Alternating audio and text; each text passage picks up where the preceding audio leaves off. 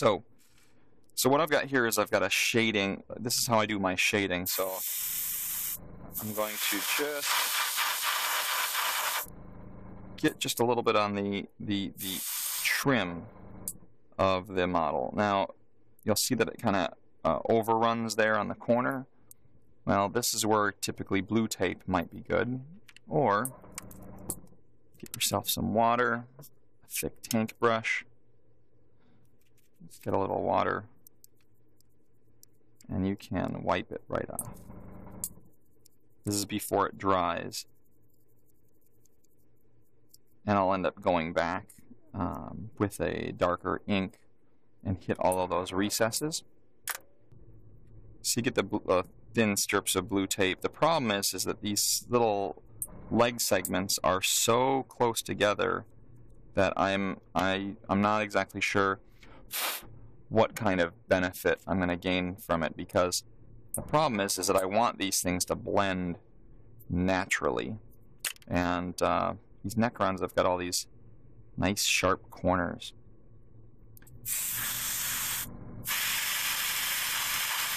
There we go. So focusing on the angles. There. Sometimes you want to slide the card underneath something just to, again, prevent overspray. You know, some of the stuff you can do by hand too.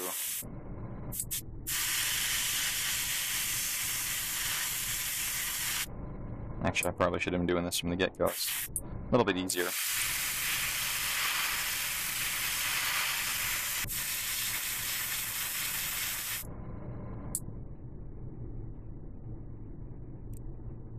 Alright.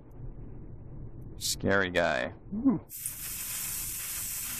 Going to the undercarriage. I'm just trying to get some of the highlight points.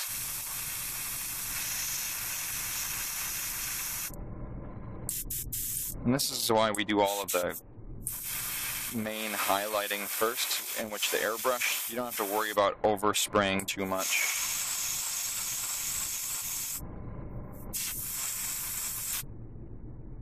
There we go.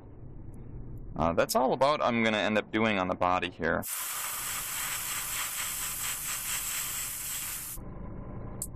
And then there'll be some glow effects that go right in the middle here. So that's where I'll shoot dark blue, lighter blue, and then all the way up to a white.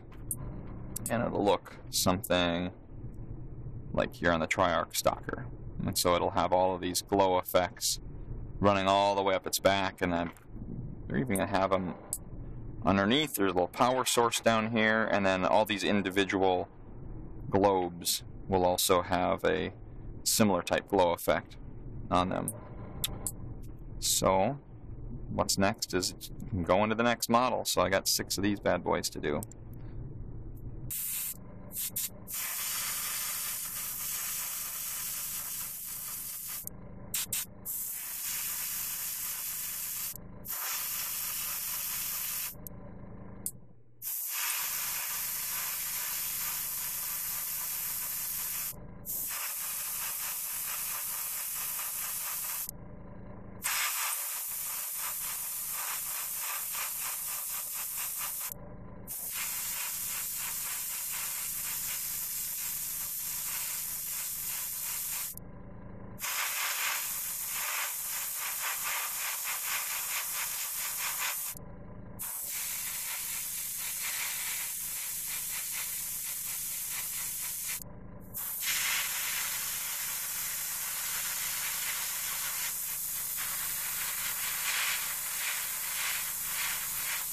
One of the keys is not to ever hit the trigger, apply the air while you're pointing at your model.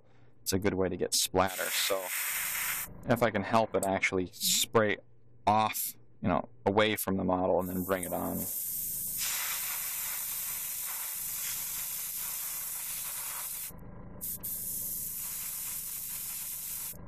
No pro tip.